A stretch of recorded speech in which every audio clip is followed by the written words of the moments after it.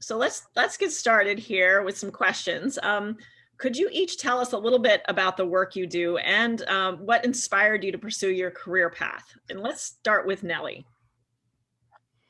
Thanks, Elizabeth. It's very exciting to be here as an MCAF Fellow and also get to sit here with Kerstin, who has always inspired me through her work. Now, when I think about my work, I always say I wear different hats as the director of the Education for Nature program at WWF, but also as a fisheries scientist. And so today I will talk about my fisheries scientist part because it's one of those jobs or areas that have continued to inspire me, especially when I think about local communities and how we view the use of natural resources and the sustainability aspect. And so for the last 10 plus years, I've spent so much time looking at how we can improve data collection, not just in Kenya, my home country, but across the Indian Ocean region so that we can continue to know what's happening to our fish species, especially billfish, but at the same time get local communities to engage in conservation work, to be stewards of their own natural resources, and to take part in asking ourselves, can we see that our biodiversity continues to thrive for the coming years? So that's basically what my work has entailed when I think about myself as a scientist. Thank you. Sure, thank you very much, Elizabeth, and really a great pleasure and honor to be here with you and with Nelly as well. I'm always very fond of MCAF's work and support towards the MCAF Fellows, and we'll always be grateful for MCAF and everything they do to help us scale our work, both in our countries and also globally. So my work started in 2007. I'm a biologist by training, and when I was finishing my undergrad studies as a young biologist, I was 22 years old, I started going out to field and recognizing that there was a large mortality of endangered sea turtles in northern Peru.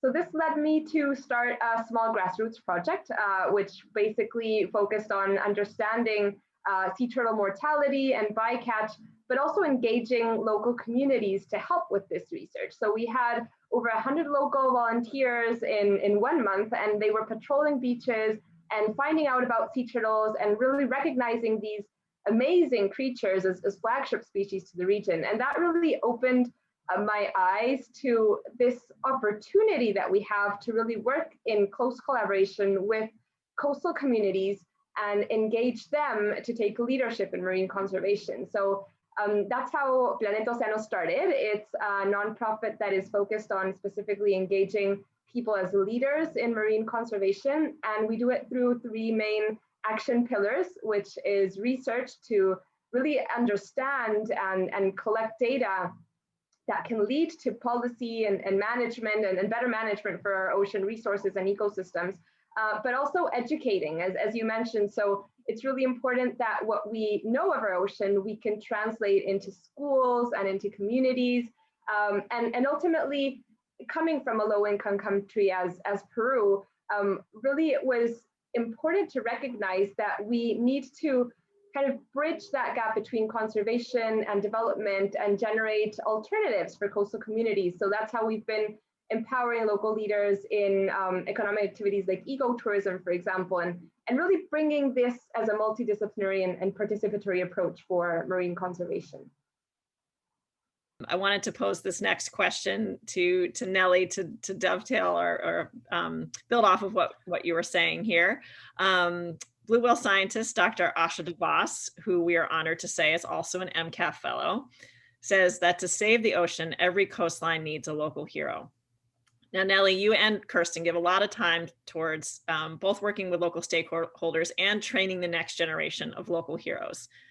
Can you talk about how this shows up in your work and speak to the importance of local capacity development to conservation?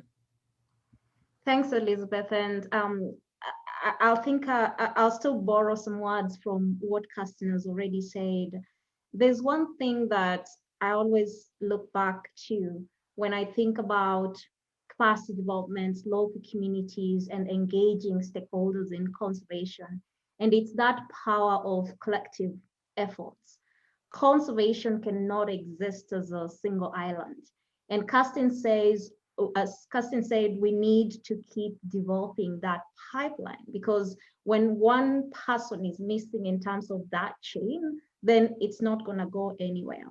And so when I started working on Billfish 10 years ago, one thing that fascinated me was the knowledge that local communities, local fishers had. And I always tell people that as much as I have a PhD in this, 90% of the knowledge I've learned from fishers. And now, if fishers could give me that opportunity to learn as a girl from Western Kenya who was interested in the ocean, I think it's upon us to keep developing more and more local heroes so that when we are off the stage, then the pipeline can continue. And so I've seen over the years, even as a scientist, you constantly go to the field, talk to the fishers, but there's that void where somebody needs to keep working at this. And so in the last 5 years, I and my other fellow scientists, together with support from MCAF, I've been able to work with the community so that we are increasing the number of local heroes. I'll borrow Asha's words because it's one thing to look back and say, Asha puts it so well. You do this thing, but you realize actually, while Asha is in Sri Lanka, Kerstin is in Peru, and I'm in Kenya, we are all contributing to this vision of making sure that 20 years down the line, we can look back and say we contributed to this collective effort on making sure that on every coastline, there's a leader that can stand up and say this work has to continue. And I think we owe that to conservation. We owe that to our biodiversity, that as we keep moving ahead, there's need for more voices to keep campaigning for our biodiversity. And if there's something I tell young people that I work with, my mentees, my students, is that I wake up every morning knowing that someone else can speak authoritatively and can speak very well of a subject that I don't know because someone else has worked so hard to put that opportunity for them. When I work with local communities, I wake up knowing that when we think about capacity development, it's not just for the scientists, it's not just for the educators, it's also for children of fishers, children of farmers, if you think about it, children of communities that live close to the forest. And so it's more like looking at it from a top down and bringing it together, what Kerstin has said, the collaborative action, whereby when we think about knowledge, it's coming from understanding that knowledge can come from just every side. And for conservation to work, we need that for capacity development, being in a position to meet in the middle where everyone is collaborating to make sure that we can win the cause together.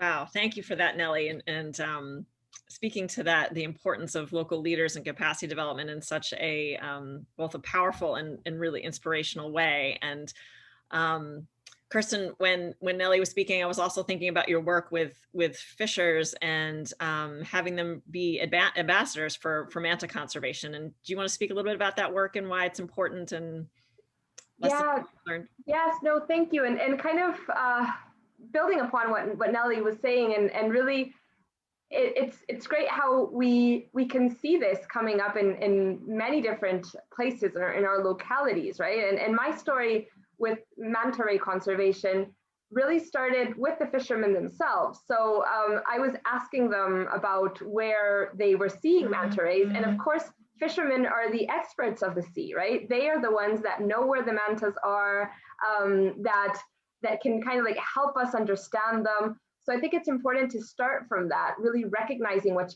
each and everybody brings to the table.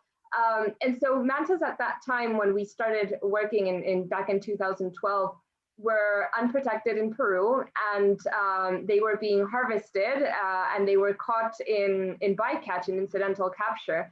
And it was really the effort of working together with the local fishermen and working together with local students and with local youth to really understand this population, to understand their challenges, their threats, and then from there, kind of bridge that information with the government and work together with the government to legally protect the species. So you can really see how all these different voices and all these different roles come together.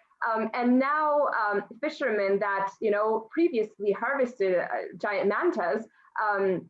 So we work very closely with a fisherman, for example, called Edgardo Cruz, and he was very popular because he captured this huge 7-meter manta that was lifted up with a crane. He at the time didn't know about the vulnerability of this species, and the species wasn't protected at that time.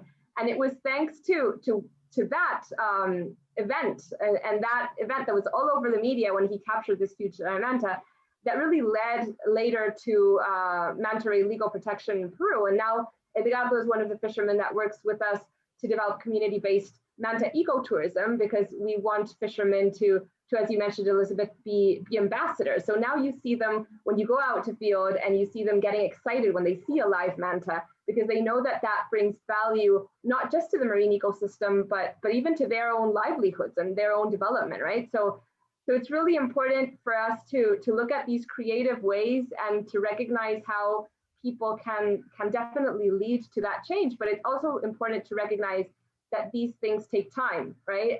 And building capacity and local leadership, it's impossible to think that you will do it in just like a 1-year project. This is building relationships on a long term. We work, for example, with these school kids that it's amazing to see how they were, volunteers since they were like in pre-kindergarten, like 4 or 5 years old, and now they're 15, 16 years old and leading their own initiatives within their community. But this has taken, 10 years of relationship building and bonding and capacity development, and really kind of like empowering those leaders. So I think that it's a really important thing for all of us to kind of like shift our mindset and think that on first case, we do need to start working between ourselves to develop these local leaders, but we also we have to start thinking about long-term investments, long-term, commitment to a place, and that way we will see change. Thank you, Kerstin. That was a really inspirational and hopeful way to end what has been a wonderful conversation with you both. As always, it's such a great honor and pleasure to spend time with you, and we are, as always, filled with admiration for the critical work you do.